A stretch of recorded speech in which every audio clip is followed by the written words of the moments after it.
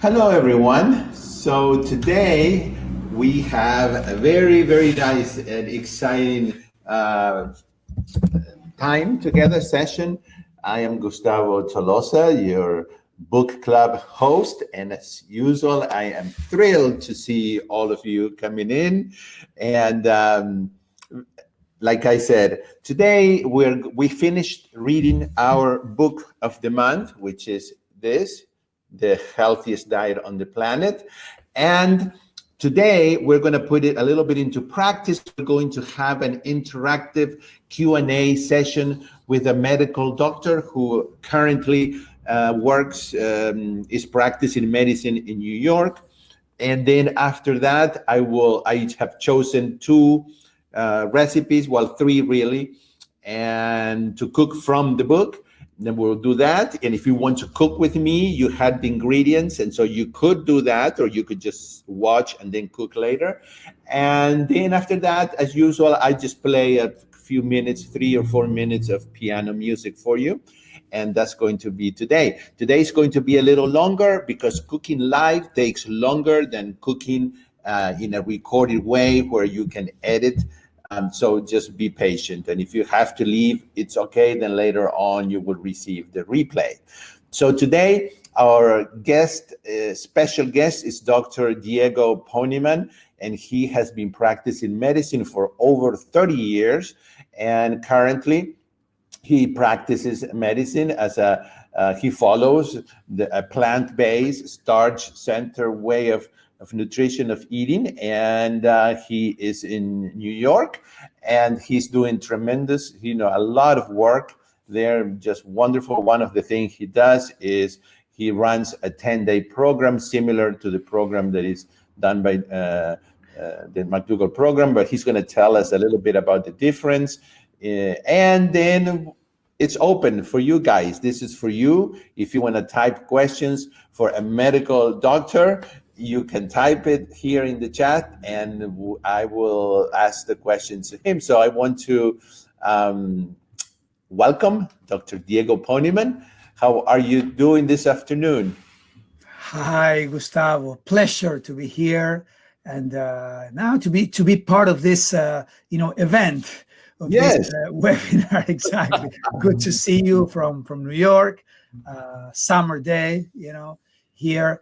And again, nothing. I've been working, seeing patients, and now very, very happy to be here with you now. All right. Well, tell us a little bit about your. You were not always a plant-based doctor, and I, because we've known each other for a while now, I know that at one time you were overweight and you were struggling, and of course, for many of us who have some kind of a food addiction, it's a continuous struggle. So, can you tell us a little bit how you found out about this way of eating and then of treating patients, and then what you're doing today? Yes, indeed. We are not immune. Physicians are not immune. We suffer the same things that other people do. And the food being so addictive in nature, basically it happened to me as well. I always had issues with weight, with, addiction, with cannot or couldn't stop eating, and I was always, and on the other hand, I was a physician now, as you mentioned, for the last 30 years, and very frustrating way of practicing medicine when the only thing you do is you just prescribe pills, give pills, and do more procedures, and never talk about food, because first of all, we don't have the knowledge in medical school. It's not being taught, unfortunately. And secondly, Gustavo, is that who has the time? I have to talk about hypertension, diabetes, cholesterol, give pills, send people for more tests. And then am I going to spend another hour on nutrition? It's impossible. So that's very frustrating way of medicine. Actually, I have to tell you, when I was looking for or doing some research and actually stumble upon or found the China study, which was the book that opened my eyes, and T. Colin Campbell, we can discuss that. But before that, I was, almost getting that burned out, status where, you don't find purpose on doing medicine, because again, when you go to medical school, it's because you want to heal, you want people to heal, and you realize that no, when actually people's getting worse, people actually in their 40s and 50s, unfortunately, started to go downhill, and you go to hospitals and no one's get better. No. So it's very, very frustrating until, as I said, I'm going to fast forward.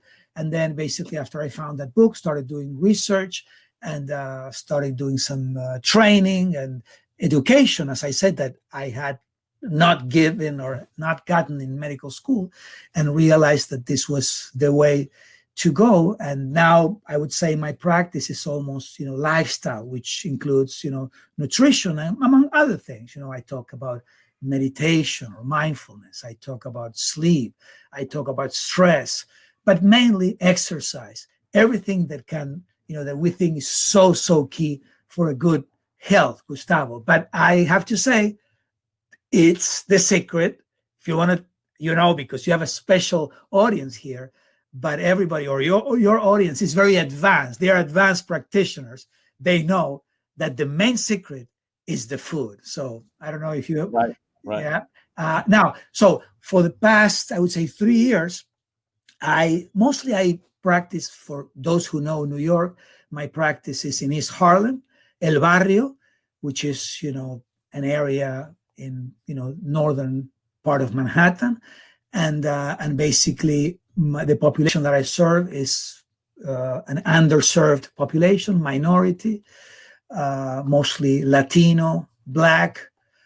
And basically we have a program in which we can expose, which, by the way, this is the population that has most been impacted by chronic conditions, Gustavo, obesity, diabetes, kidney disease, and also COVID. Interestingly, these are the hot spots, as they call it, asthma. All the bad things happen in these hot spots, and now on top COVID. And guess what? There's such a relationship with food and nutrition and health that now people are starting to see the connection. So we have this program in which we expose people for 10 days. We give them the food so they can start thinking, they can start getting the knowledge to learn all these skills, because these things that you're discussing with your people, it's skills. You have to learn another skill, and basically we're giving them the food. In the meantime, we are working with coaches in the area. We're working with cooks, people like you that can be mostly live, but now we have been doing some things by Zoom because of the epidemic. And basically, well, the idea is to prepare them for after those 10 days, which I cannot stress enough, Gustavo, the miracles that we see in those 10 days. People start basically healing. This is the magic. This is the miracle about this way of eating. In 10 days, you start seeing a miracle. This is by no chance the McDougall program, in which he has them living in, Santa Rosa, whatever, or True North, where people are admitted, they live, these people go home, but they have the food, which is a big, big help. After the 10 days, we continue to monitor, we continue to watch them. And again, we've been doing this for the last 3 years. Very, very, results are amazing.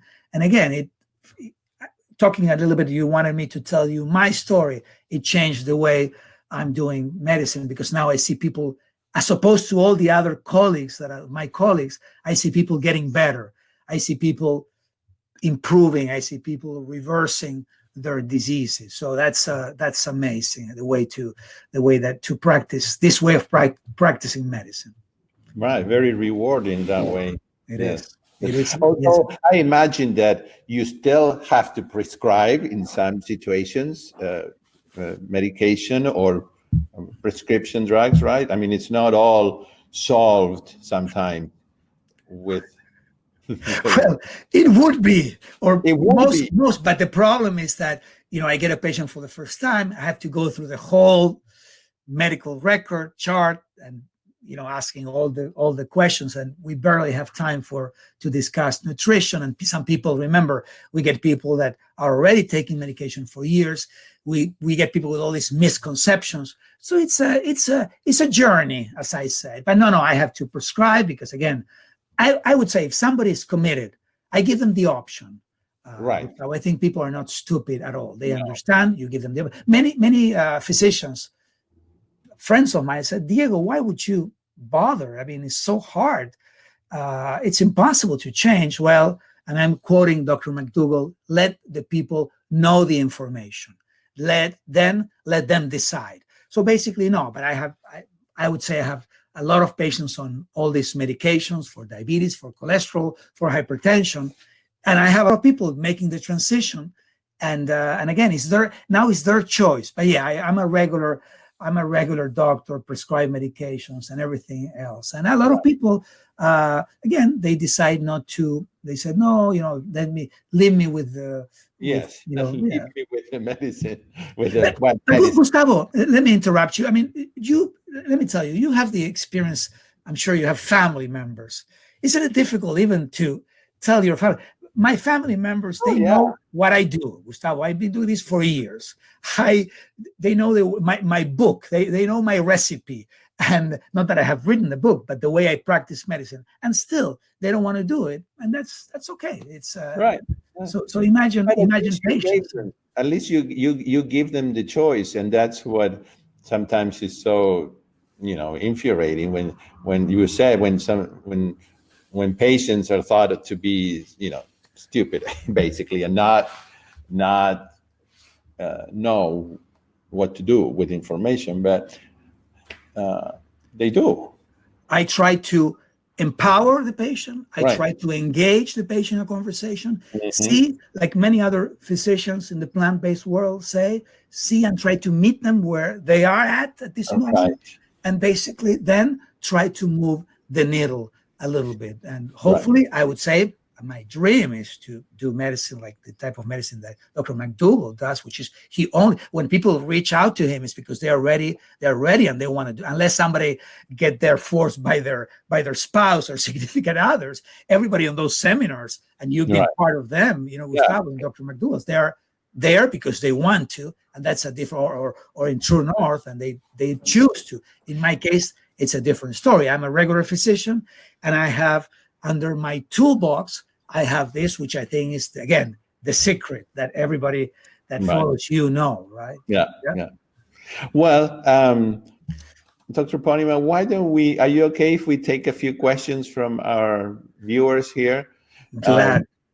I many times can answer questions about food and about recipes and about, if things like that. But of course, I don't answer questions that regarding medicine. So someone here says that they know someone who has too much iron in their blood. And so this person says, what can you eat when you don't want more iron in your blood? Or I don't know if you can comment on that.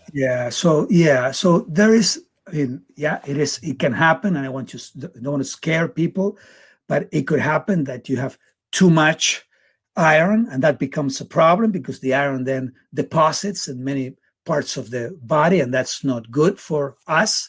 And but basically, the real story on this is that the best thing that you can do if that person, again, I don't know the details, I don't have the labs in front of me, but it would be this would be an indication to switch to basically a plant-based diet.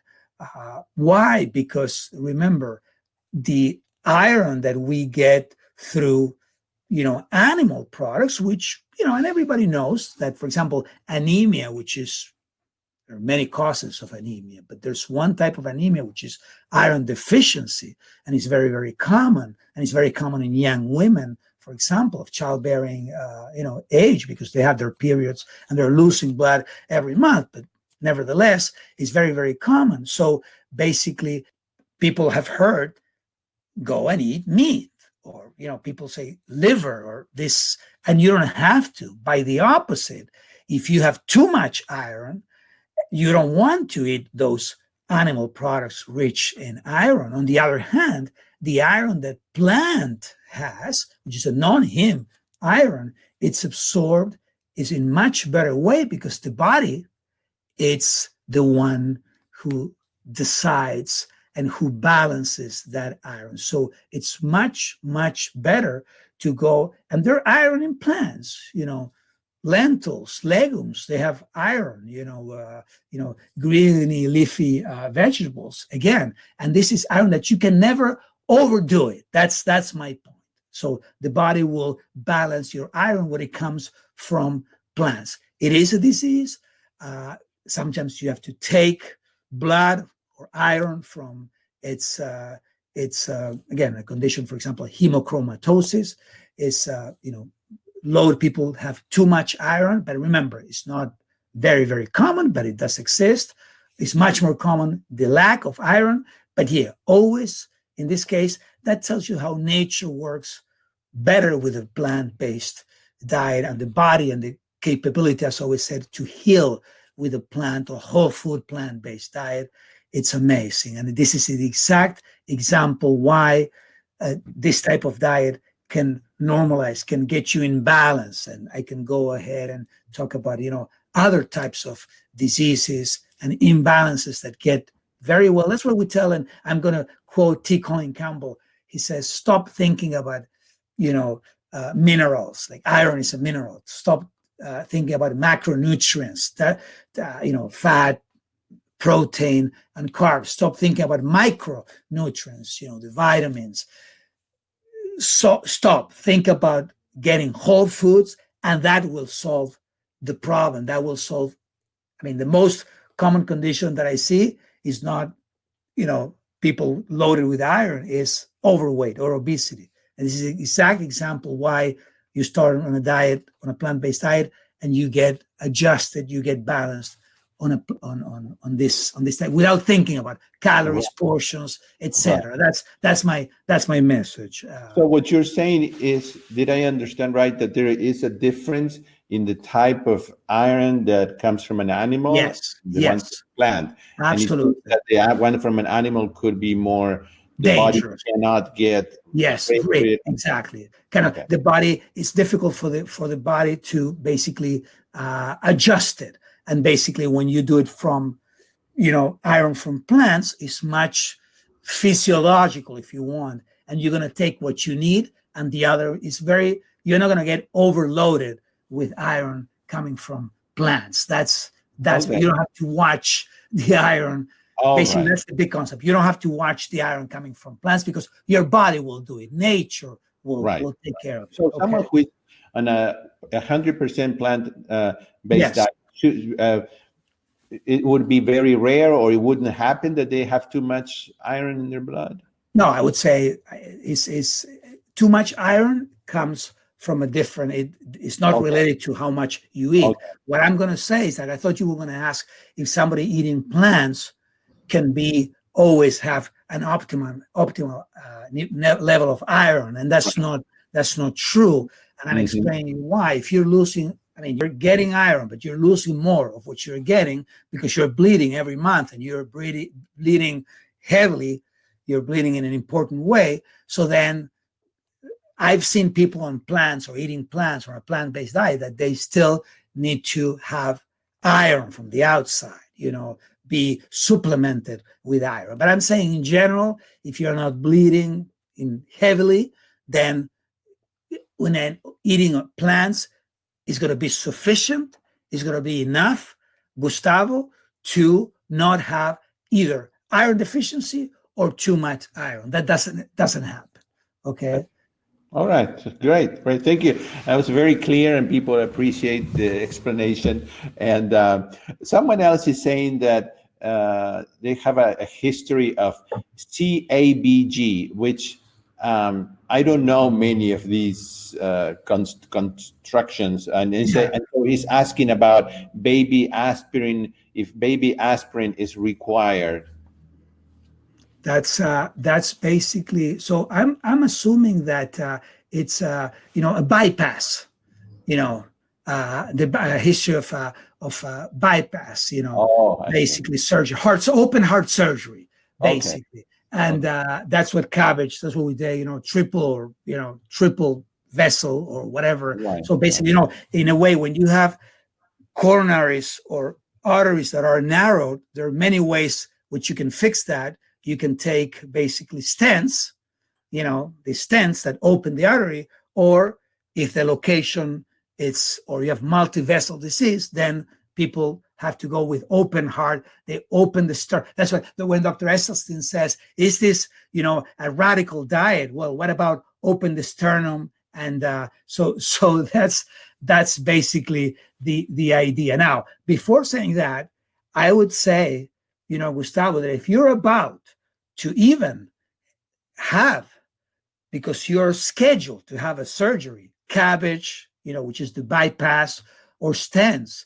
and you decide to go exclusively plants, you can reverse. And I think that's the concept that we should tell everybody, because I've seen, and Dr. Dean Ornish has been working on this since 1989, is when he realized that put some people that already doctors have said, you are, there's nothing that we can do for you. And he puts them on a diet, on a plant-based diet, and they reversed the blockage of the arteries. So my point is, you can always decide. Now, this person, it seems that he already had it, basically. So when somebody has this surgery, we usually put them on aspirin, and we usually put them on basically statins, which is medication to lower the cholesterol. And that's something that everybody's going to get once they have already the damage and they're now. Remember, and the answer to this person is that your doctor doesn't know that you're basically doing this changes so aggressively, and you are now taking care of the root of the problem. Remember that cabbage is not solving any problem. All what you're doing, you're taking some, replacing and, changing those blocked, arteries for new ones, if you will.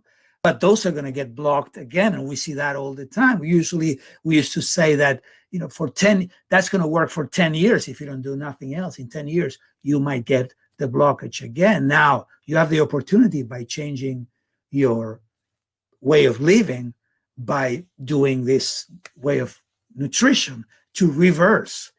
And if it's too late because you already had the bypass surgery, you can basically still do a lot of things just to avoid the blockage that comes in 10 years. All what you're doing is you're not solving the problem, you're gaining more time. Right. So basically, again, we usually put people on aspirin, which is anticoagulation. We put them on statins, but remember, that's going to go between you and your doctor, mostly the cardiologist. And I have to tell you, there's people that after they've done, again, taking care of the root of the problem, you can start changing, decreasing, and basically, and not only that, a lot of people already, when they have the cabbage, they have something called, they have weak hearts.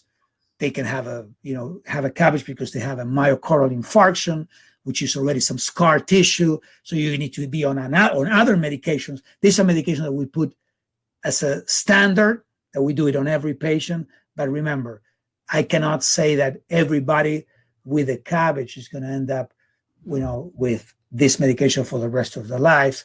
It has to be we have to go case by case. But the one thing that you can do is change, again, right. Adopt this book, if you will, Dr. McDougall's book. Yeah.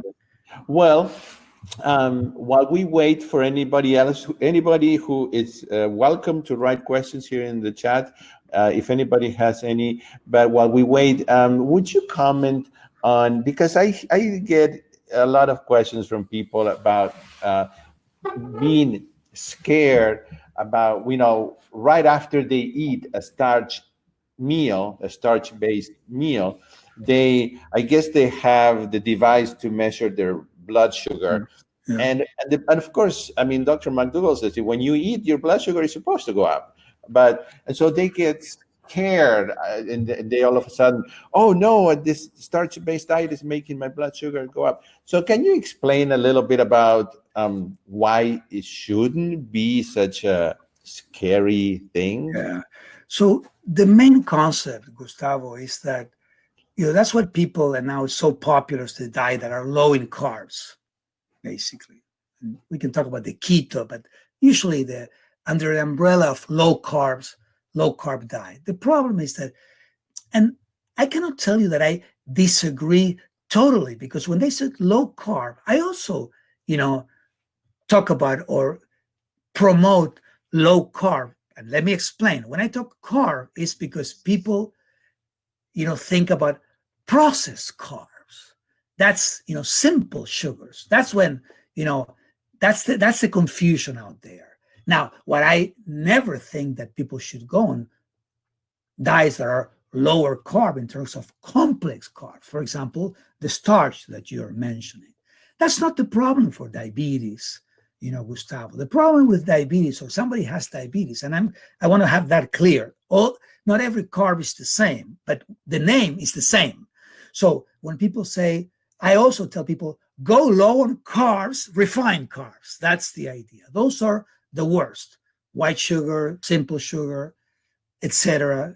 All the pastry, breads, mostly they're processed, breads, etc., etc. Those are very bad, and they can increase. Because why? What's the problem? They're not carbs. They're simple carbs, but they also has fat on it. It's a bad combo, and usually salt. And that's the addiction. That's where the addiction comes from. The processed sugar, the fat, and basically the salt. That's the SOS combo, right, Gustavo? So basically, when you are stopping the fat, basically, animal fat and processed, we can discuss on another, like trans fat and saturated fat, and you leave the fat only from plants, and you just get rid of the fat from animals, then your insulin will start working on those complex carbs, and you will never have. So my patients that are doing the transition, that are eating animal foods, and they eat rice, of course, they get a shoot on their sugar, but not because of the rice, but because of the fat. When you start getting rid of the fat content, then those complex carbs start, that we are meant to eat. That's what people have been thriving on for years. So that's basically when people start healing. And yeah, it's normal to have a spike on sugar, but then the body will take care of that spike in sugar. So in summary, I know it might sound confusing, get rid of the animal products, get rid of the fat, added fat, and concentrate your meals on your complex carbs or starch, and then your sugars. And I've seen reversal of diabetes with this type of program. So there's no question that it's going to work. Now, is it going to go up, your sugar, after eating? Of course, that's normal. But long term, you're going to check your hemoglobin A1C, which is the sugar for the last 3 months that we check, and that's going to be normal. And I cannot tell you how many times I've seen thousands of patients going into these programs, switching their diet, and reversing their diabetes, Gustavo. So the problem is not the complex carbs, it's the fat, right, and the simple carbs. That's the thing. That's what. Yeah, I'm sorry. Good. No, that's great. That's very clear. Yes. And a lot of doctors don't explain it that way. My father was diabetic, and I remember one doctor explained this to, I mean, this is years and years ago, and to me, who at that point didn't know anything about all this, and I, like everybody else, thought that sugar was the problem, and the doctor said, no, fat is the problem for you who have diabetes, not sugar. So I would add fat and simple and processed right. Simple sugars. But yes. And it's amazing how then the body has this amazing healing process that you go through. And then you start, but remember that the insulin is the hormone that is that key, because we call it the key, right, to allow the sugar to go inside the cell, inside your body, and not continue on the bloodstream, which is what you measure. When you measure the sugar on the bloodstream, not inside the muscle. You want that sugar to go inside the muscle, because that's where energy, and you want that sugar going to your brain, because we need sugar, we need carbs, but complex carbs, of course, right? So and that's the idea. So if you start cleaning your body from, again, fat and simple sugars, that sugar is going to be metabolized, that sugar is going to be processed, and it's going to go inside the muscle, and then you're going to feel. That's why people tell me, you know what, with this diet I feel the energy, I feel like I'm nonstop, I can do all the things, because you start, suddenly you get all the energy that people with high sugars in the bloodstream don't, so it's a miracle. I have to tell you, it is a miracle. Yeah, it is. Now, having said that, they haven't asked, but I'm going to tell you, in some cases of type 1 diabetes, not the most common type of diabetes, we have people that are already, or people that have had diabetes type 2 for years, they already have, the pancreas is destroyed. So some of them, we have to keep them on, some insulin, because still they can do, because that's the question. I know someone that is on this plant-based diet, and still, well, if it's a type 1 diabetic, mostly it's going to help. Of course, you're going to see day and night in terms of difference, but sometimes you have to keep them on insulin. That's why it's very important to know, your case, and go case by case, as we say, right, Gustavo? Exactly. So, well, Dr. Ponieman, we're just going to take one more question, because the live cooking demonstration is of course, a little longer. But we're going to have you back, if you agree, because people are loving the way you're talking and explaining things. So this is not, everybody, this is not the first time that Dr. Ponieman is going to be here. And then we're going to do some webinars just with him that we will put in our website, which is plantemus.com. And I'm writing it here. It's like plant EMUS, and you can go there. And right now there is a section in English, but that is mostly Spanish, but we will be adding more English to it. So one more question, Dr. Ponieman.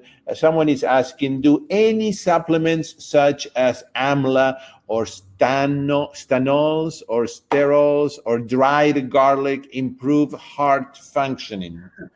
So that's a great question. And the big answer and short answer is no.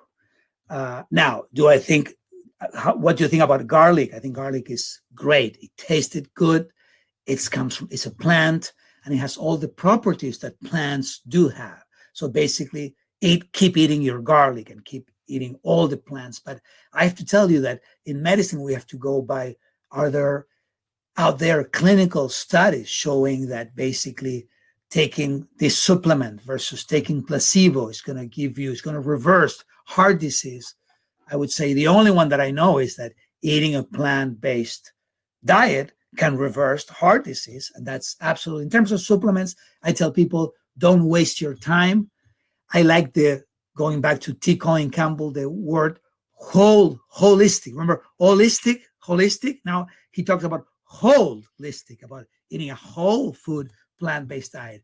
The only supplements, Gustavo, that people should think about is, vitamin B12. Everybody knows that. And the other one is, for example, in places we have long winters here, our vitamin D.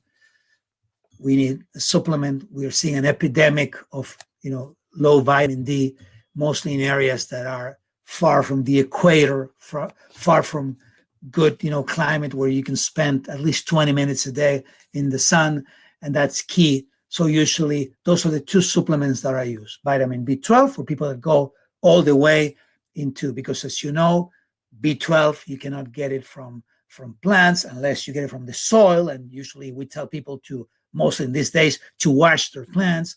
And the other one is vitamin D.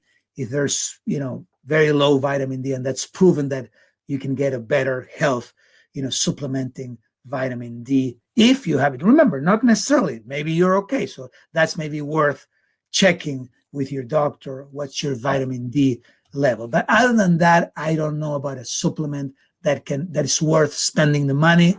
And usually, I have to tell you, if you eat a diet, you're in a program that includes all types of foods, and mostly from the 4 groups: whole grains, the legumes, the beans, the chickpeas, vegetables and fruits, nuts and seeds. You get it, and from all the colors that you can imagine, and you rotate your beans, you rotate your legumes, because remember, some of the what we call essentials amino acids, because again, remember, this is for another talk, but you won't have a protein deficiency on a plant-based diet. But it's true that the essential amino acids come in different beans and grains, so it's good to be switching around and not stick with the same although I tell people, make it simple, have 4 or 5 foods that you like, but cover all your colors for the vitamins, cover all the groups, the 4 or 5 groups if you're going to add nuts and seeds, and you won't have any problems. So the answer is stop spending. This is another marketing issue. People want to sell their products. I personally don't consume, and I don't promote on my page. I always tell my patients, I would recommend what I would recommend my brother, what I would recommend my family. So basically, just you don't have to get any supplement to be healthy. Just stick with those vitamin B12 and in some cases vitamin D, and that's it. Yeah. Now, having said that, I have patients that tell me, doctor, I have garlic every day and I feel great. And I tell them, listen, keep doing the garlic. I believe on the placebo effect. I believe on what makes you feel good. Keep doing it.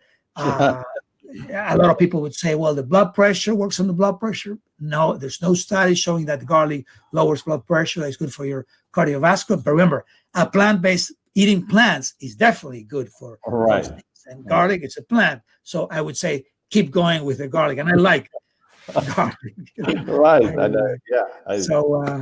Very good. Very good. Thank you. I just wanted to introduce you to the people that come to the book club, so that they can see how wonderful you are and how we can have you back, and hopefully in another session. Absolutely. Looking forward, Gustavo, and thanks to all. And we'll be talking soon, hopefully. Very good. Thank you. Can I disconnect? I'm okay to disconnect you. You are, yeah. The whole system won't crash, right? It won't crash. So thank you. We'll see you soon. Bye-bye. And all right, everybody, we will move on to our next section of this webinar, and that is a practical cooking. So go ahead and head to your kitchen if you're cooking with me. And what we're going to do is we're going to make mashed potatoes Gustavo style, and that is not from the book. And then we're going to make the creamy brown gravy, and we're going to make the Costa Rican potatoes and beans. And both of those recipes I have never made, so this is the first time that I make them. Be patient, because this is a live cooking webinar, and so I cannot edit things, so things may take a little longer. But at the end, I'm going to taste these things and see how they are, and hopefully you will too. So here we go. Hold on, let me turn off the camera, and I will move on to the kitchen. And if you're following, what we're going to do is first we're going to put our potatoes to cook, unless for the mashed potatoes, unless you've already done that. And then we're going to get started with the Costa Rican potatoes and beans, and that is on page 203. And then we're going to move on to the gravy on page 235. So, all right, so today we're going to make mashed potatoes Gustavo style with the gravy, famous gravy from Mary McDougall, and we will also make the Costa Rican potatoes and beans that is also in the book, The Healthiest Diet on the Planet, and then we will enjoy the food. So let's start with the mashed potatoes.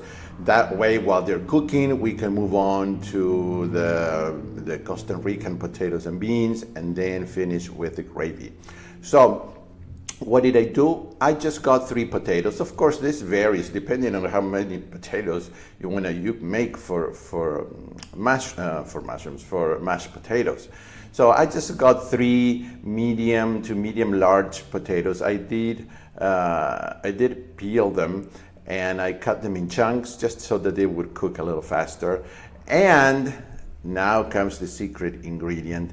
You want to have some winter squash, that really bright orange. And I cubed about a cup. What that does, it's just another variation of the mashed potatoes. To me, it makes them creamy, and then it adds that sweetness to the potatoes. And sometimes you can add a little bit of nutmeg, and if you use salt and pepper, you can add that.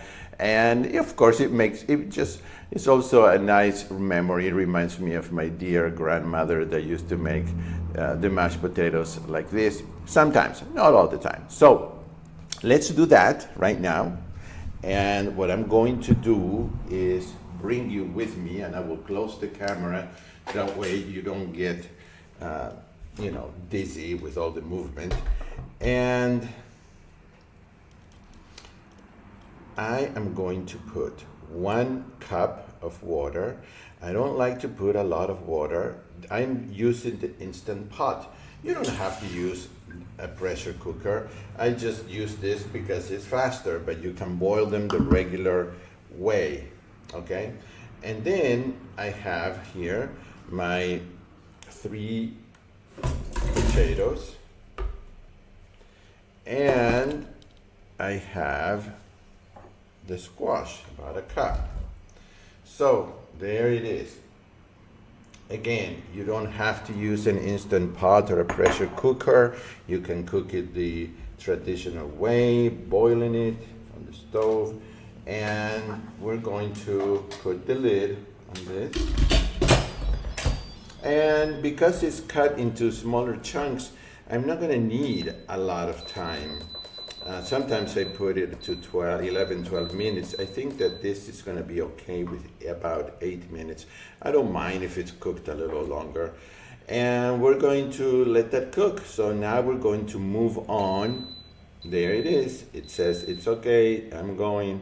So we're going to move on to the Costa Rican potatoes and beans. And I'm closing this again so that you don't see all the movement that I have to make to get to the other part of the kitchen. And while I do that, I tell you that last year I went to Costa Rica. I loved my visit to that wonderful country. I was in a very small town by the beach, and so I didn't see the big city. I'm not fond of big cities anymore, so I didn't mind. I did not mind not seeing the bigger cities, but I enjoyed the country that I saw, and I enjoyed the food. And these Costa Rican potatoes and beans were something that were common for breakfast or lunch. And here I have the ingredients. Here I have the book, and we are on page 203, the Costa Rican potatoes and beans. Okay, so what are we going to do first? We will put about half a cup of vegetable broth in a large non-stick frying pan. And so here is my half cup, about that much.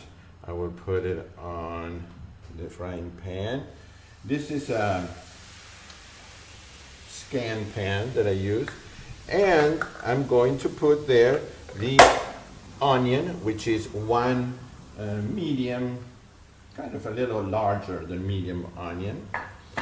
And it also says to add the garlic, which is half a teaspoon, but when it comes to garlic, I usually put more than what a recipe says. So, and we also need to add the jalapeno, which asks for one jalapeno, but I'm kind of a wimp when it comes to spicy food. So I'm going to use, I think that was about half of a jalapeno, I think. So this needs to cook. So here we have the one onion, about half of a jalapeno, but if you want to put the whole one, do it. It says seeded, so I took the seeds out. I chopped it. Be very careful when you chop it, don't touch your face because you're going to be in excruciating pain. And then the garlic, which I think I put probably a whole teaspoon, if not a teaspoon and a half.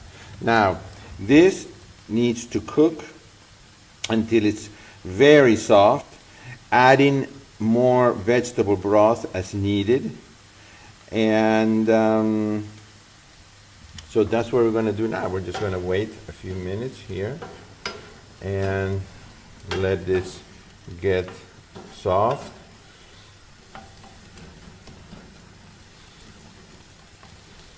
Now, for the gravy,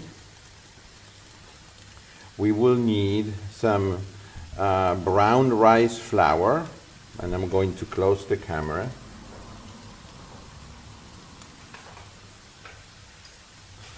So that I can talk to you.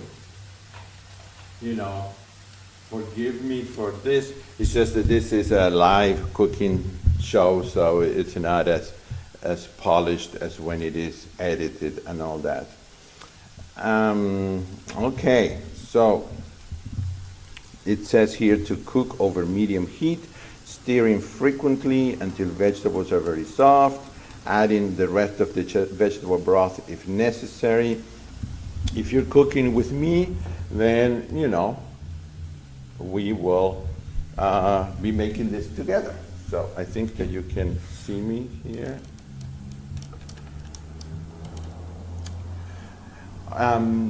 While this is cooking here, I would just want to remind you that next week we're going to do the same thing. We're going to cook a couple of recipes. And this month of September, I will release the second episode of The Chef and the Pianist, and it's going to be a very unusual one because you're going to meet some family members, you're going to travel with me, and then we're going to cook together. Then I'm going to have two very special guest performers that will perform with me. It's going to be a real feast, and kind of a remembrance of my dear grandmother from who was from Spain and who shaped my person and my childhood. So I think we're going to have fun. So let's look at the pan, and now I think that we do need some more liquid. So we will add more. That is vegetable broth. You know, sometimes I don't have vegetable broth, so I use water. Don't freak out if you don't have vegetable broth handy, and it's okay. So it's getting softer, it's getting soft. While we wait for this, I will also remind you that Dr. Diego Ponieman and I have a website. It's called plantemus.com. Plant, P-L-A-T, then E-M-U-S. And it is a website that was started in Spanish because we want to start bringing the plant-based way of eating to the Hispanic community. But because it's been so popular, we decided to start an English side to the site. So when you go to the website, there's going to be a button that says English content, and you can click on that and you can see some videos of me cooking, then the 3 cooking webinars that I've done. You know that I do just about everything for free, and I love to do that and to help you all guys. It's just that once a month I do a paid webinar because these webinars take a lot of time and effort and expenses, and so that's why I charge, and it is totally optional. You don't have to buy them. You can just keep watching my free content, but it does help me to keep bringing you really good quality content. All right, so this is getting much softer now, and what it says here is that at this point we need to add the tomatoes, the cilantro, and the black pepper. So how much? Well, if you have the book in front of you, of course you're going to see that. So it's 2.5 cups of fresh tomatoes. So these are fresh tomatoes that I got from an organic market here in this village, mountain village, where I am at the present moment. Due to the traveling restrictions, I am not able to be in Dallas. So I'm at the moment I'm in Cordoba, Argentina, and in this little mountain town, it's beautiful, and I get all sorts of fresh, delicious vegetables. And so that is the tomatoes. Then we need to add, let's see here, the tomatoes, the cilantro. It's just 1/4 cup of chopped cilantro. And guess what? This cilantro comes from my little vegetable garden that I have. And so it's amazing how even cilantro, it just smells so strong, so good when it's fresh and cut right out of the garden. So that's 1/4 cup of cilantro. And the other thing that we're supposed to add is the black pepper. Black pepper, I'm going to leave it out just because we're going to be adding the jalapeno, and I think that's going to be enough heat. Although, since this recipe comes from Dr. McDougall's book, and he loves spicy food, I'm sure it would be just fine for him, but I'm not very adventurous when it comes to food that is very hot. So this, it says, needs to cook for about 15 minutes. So I'm going to close the camera and hold on just a minute. Let's see if you can see that right there.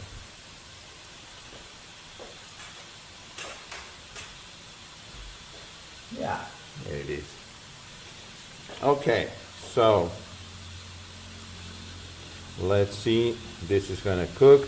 I can hear the Instant Pot gathering, the pressure.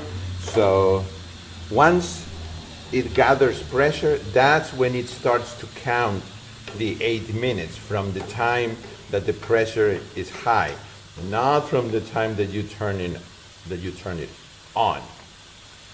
So please, if you like these videos and the book club and all this, take a second to subscribe to this YouTube channel, you just click subscribe, then you click on the little bell so that you can get a notice when I upload a new video.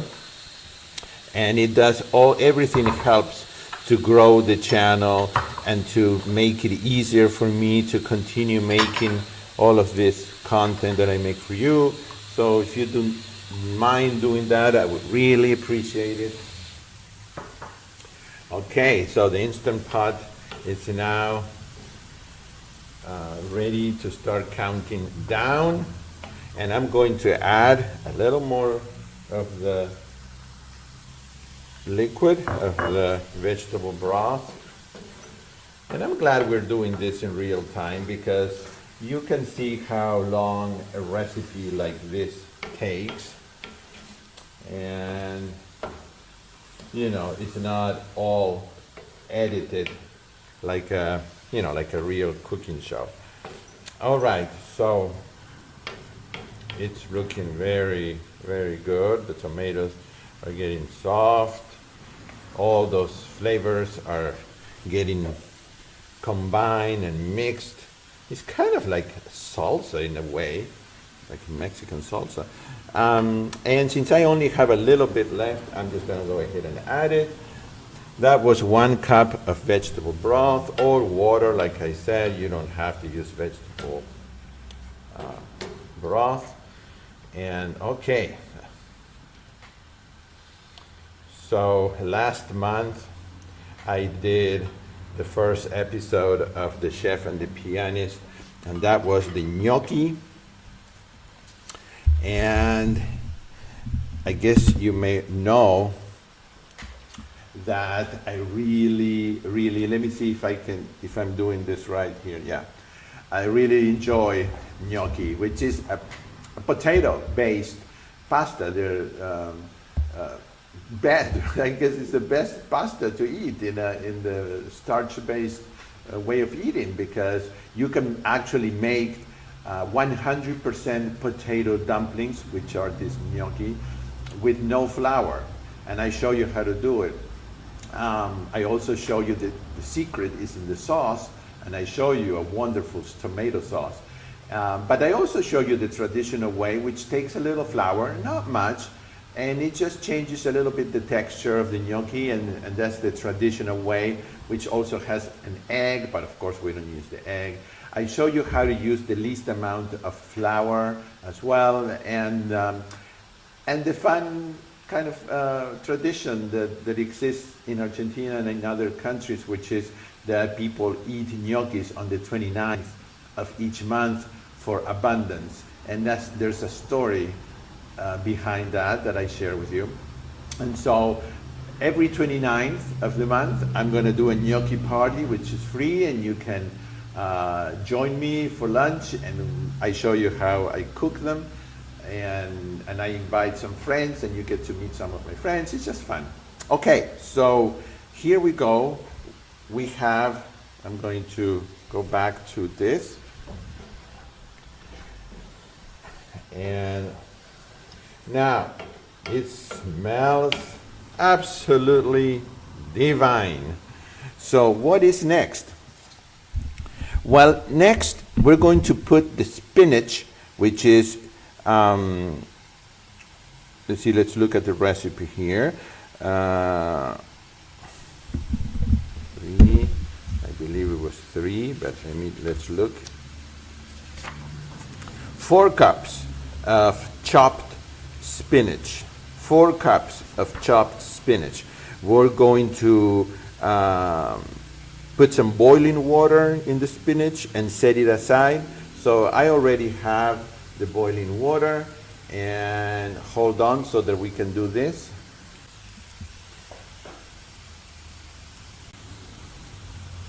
And put the spinach there,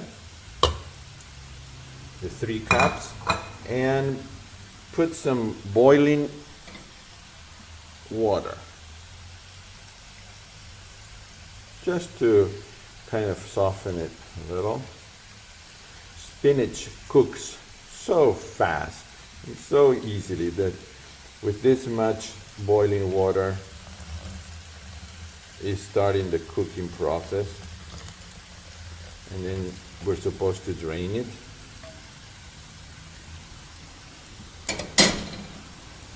All right, I'm going to close the camera again and give me 1 second here to get this ready.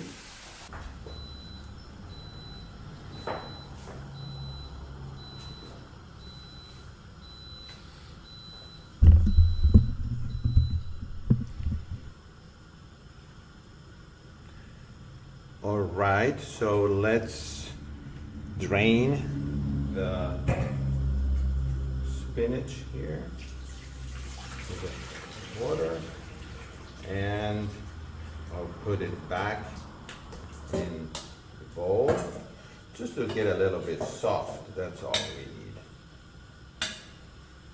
Very good. And then next, set it aside, and then we need to add the potatoes and the beans to the tomato mixture and mix well and cook well. So let me get the potatoes, and here they are. These are cooked potatoes that I steamed. I cut them in cubes, and that was, let's see, 3 cups of cooked potatoes. So we're going to the mixture here,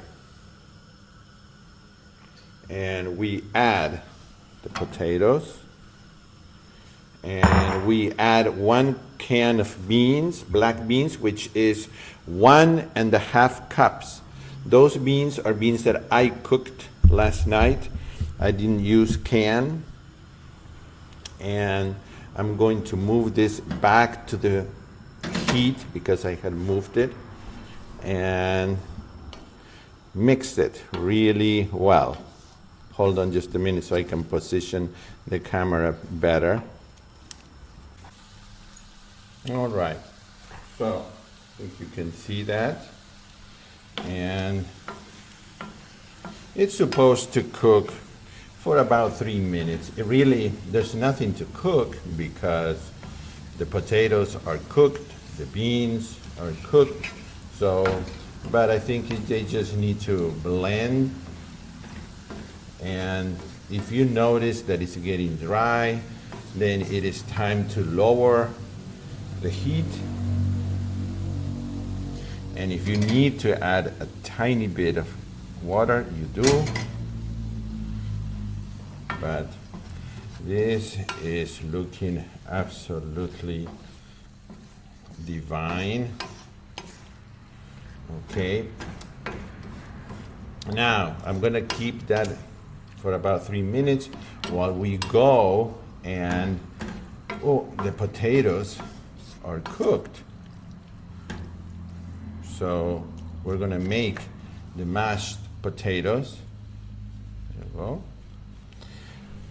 I'm going to take you there. Well, here we go. Let the steam come out, and while that is happening, we are going to get the spinach and add it to the potatoes here, to the mixture. I love that green, that bright green color. Wow, that's, to me, that green color is the color of health. It's the color of healthy, clean, clear arteries. It's the color that says that our endothelium is healthy, and it won't rupture, and it won't, be prompt to having a heart attack. I mean, it will be more difficult. You can never say never, but if you eat your 5 to 6 servings of greens, like Dr. Esselstyn says, you really are protecting that thin layer in the arteries called the endothelium that we so desperately need, because every single artery in our body is lined with those cells that are very delicate, and so they need all the nutrients that the greens have to keep them healthy. Okay, so this is in a low or medium heat, and I'm going to let it cook there. And I'll let it simmer a little bit. And let's go to the potatoes and see how they came out.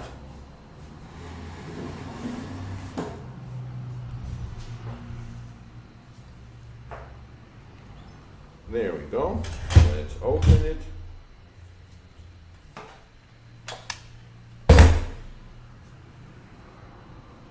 Hold on just a minute.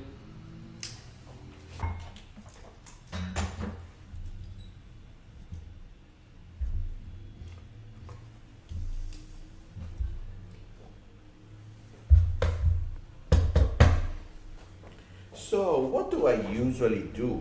Well, I usually get the water out of the pot here because I want very creamy mashed potatoes. I don't want watery. So I would rather start with very dry mixture and then add some of this water if needed. And that's why I took the water out. So now we will get a potato masher here and mash them. And I'll tell you that the water that these potatoes have absorbed and the water that the squash has, it really is more than enough. You are not going to believe how creamy this already is.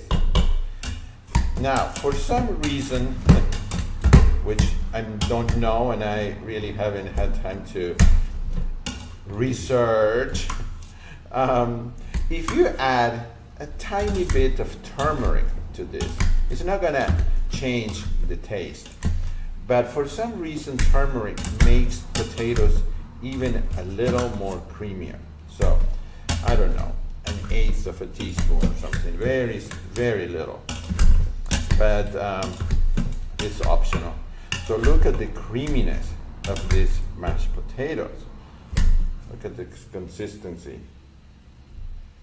Fluffy, creamy, ready to be enjoyed.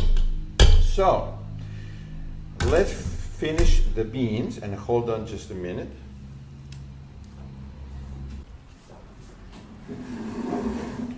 Hold on, I'm moving my camera here again to the potatoes. And what we're going to do is add some seasonings. Now, this is up to you now. You can put a combination of smoked paprika and some onion powder and garlic powder, maybe some oregano, or maybe some cumin. You could just now choose. You could put some sriracha sauce or some kind of hot sauce. And what I'm going to do is, I'm so lucky that I still have some of this seasoning that I bought in Costa Rica when I visited there last year, and I still have some left. And it's actually what I just told you. It has some smoked paprika and garlic powder and onion powder.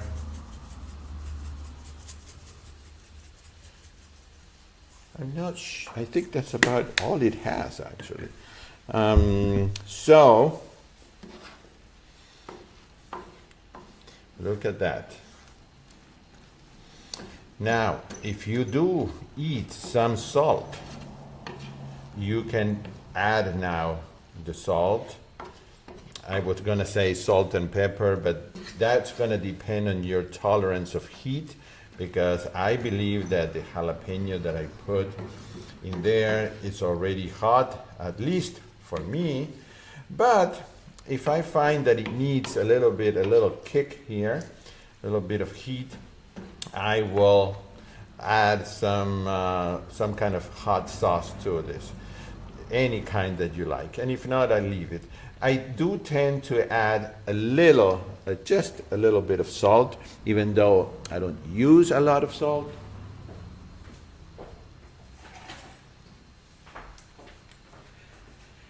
But sometimes I find it difficult to eat potatoes without the salt. But actually, I'm not going to add any, because I think that maybe with all this seasoning, I may not need it. So there it is. I'm going to let it sit here a little bit longer. I think that this tastes even better the next day, if it lasts for the next day. But today we're going to try it. So I'm going to move this over, and I'm going to bring my small pan here to cook, to make the gravy, the famous Mary McDougall gravy. It's called the creamy golden gravy. So what does this have? Well, this takes 2 cups of vegetable broth, 3 tablespoons of low sodium soy sauce, 2 tablespoons of tahini, 1/4 cup of brown rice flour, and then freshly ground black pepper and optional hot sauce, or such as sriracha sauce or any other kind of sauce. So hold on as I bring the ingredients for the gravy here. Hold on just a second.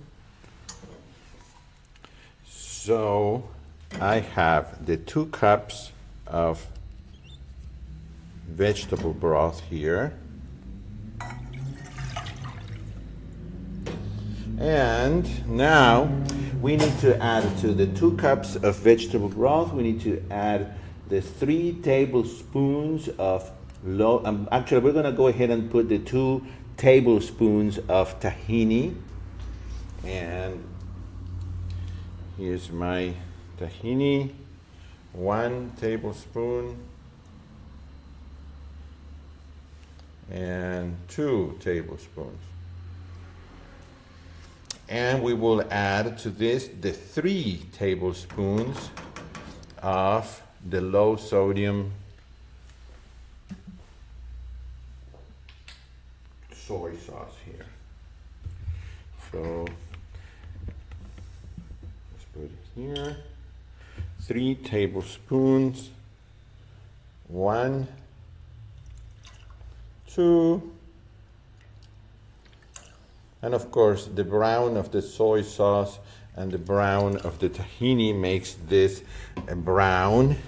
And excuse my fingers here, they're clean, I've washed my hands, and it makes the sauce brown and of course very creamy. So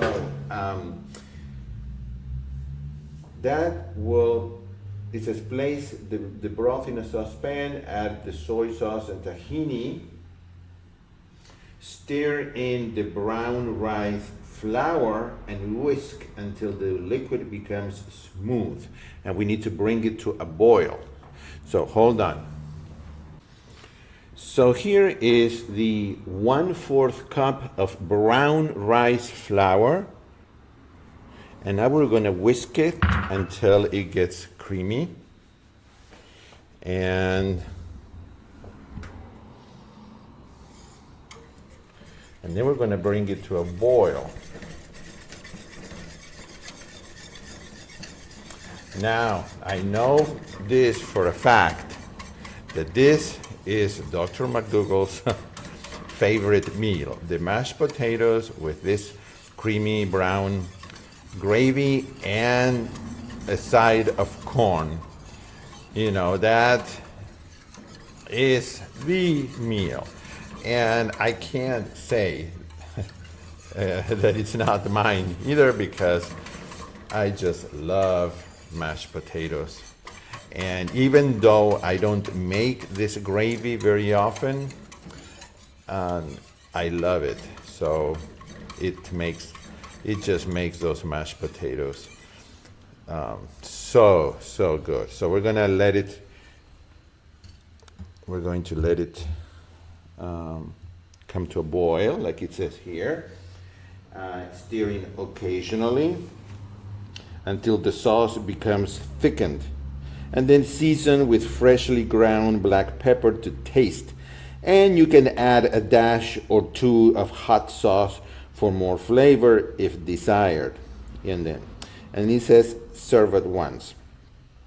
So this gravy may be made ahead, like she says here, and refrigerator, and then it will thicken slightly when refrigerated. And to reheat it, you place the gravy in a saucepan and add a small amount of water and whisk to combine, and then it will slowly, come to, it will become creamy again.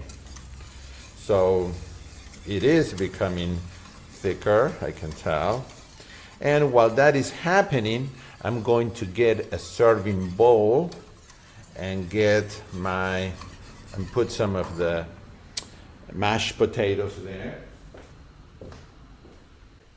Let's see, there's the bowl. I'm gonna do this so that you can kind of see the bowl there.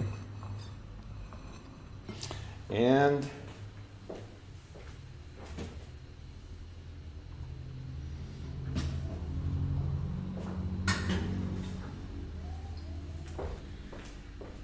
if you enjoy my piano music, you can visit my website, which is gustavotolosa.com. And there's some recordings there and videos. And I want to tell you that I do give piano lessons online. If you're interested as a beginner or as an intermediate or as an advanced, and that's available. I'm going to put some freshly ground pepper here, black pepper. And so I was telling you about the music. Please visit my website, and I add videos often, and would love for you to give me some comments. Look at that. Wow. Look at that. It's becoming a lot thicker. Now, it's not watery like it was before. At this point, you want to keep stirring it. You don't want it to get burned or overdone. I think it's starting to have just the right consistency. As I do that, right here, I'm going to put a nice serving of the mashed potatoes. Yum. Oh my goodness. What's better than mashed potatoes? I don't know. So look at this. There it is. Our brown gravy without using any animal products and anything that is going to damage that endothelial lining of your arteries. So let's get a nice spoon, make a little hole in there, and scoop some of this delicious gravy. Now, goodness sake, how can this be so good for you and taste so good at the same time?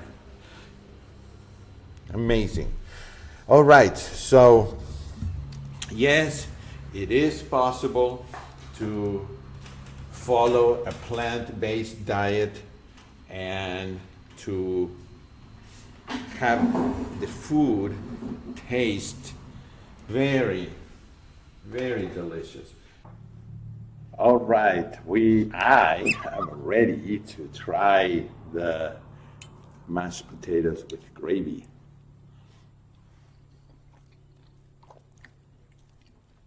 Oh,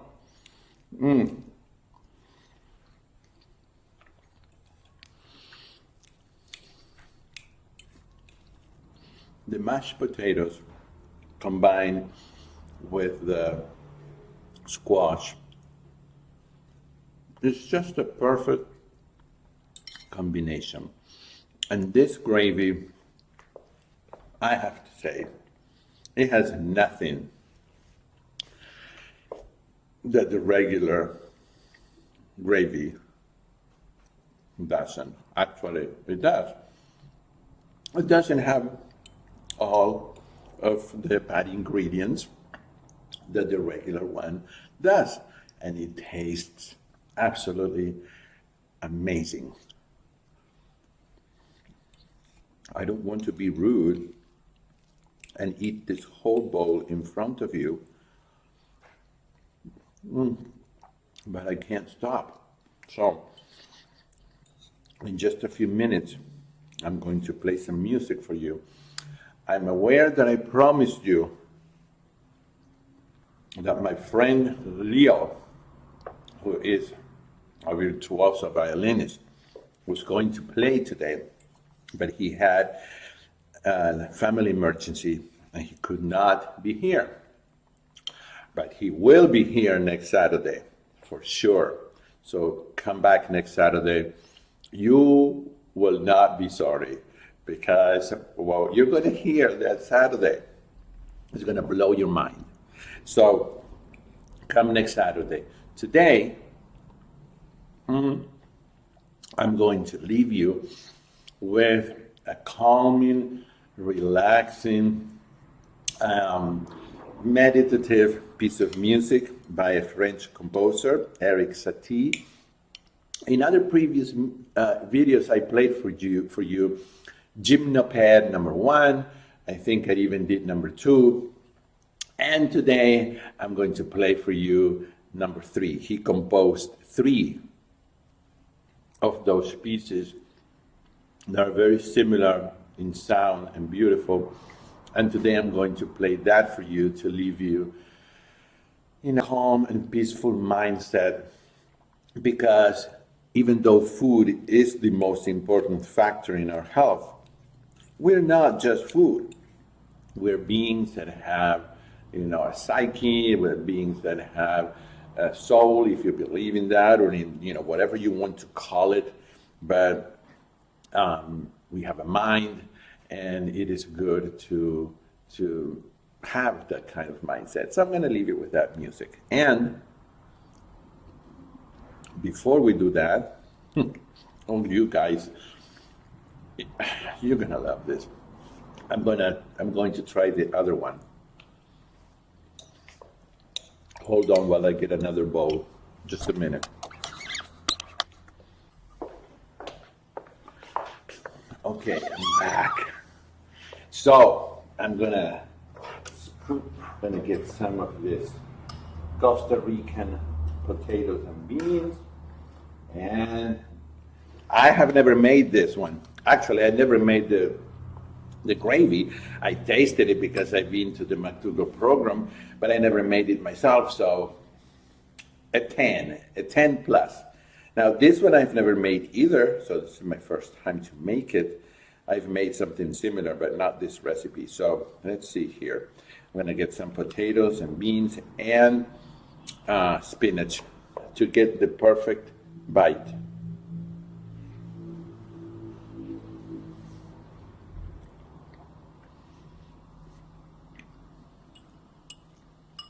Wow.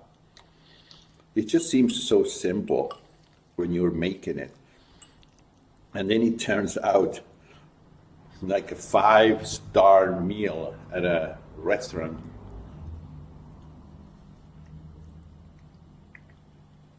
Wow. I have to say, I don't know which one. I can't stop.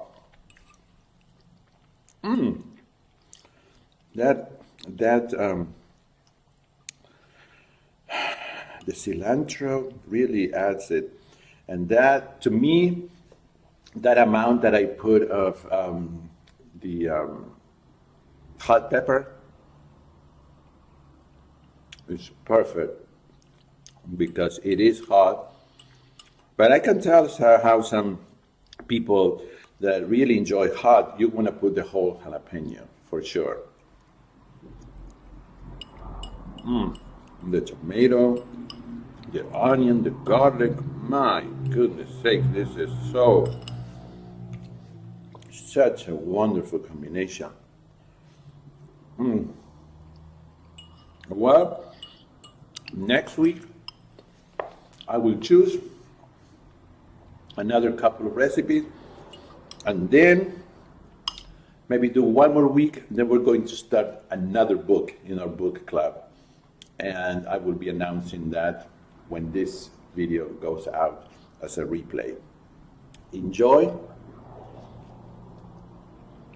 and I'm walking to the piano to perform for you the Gymnopedie number 3 by Erik Satie.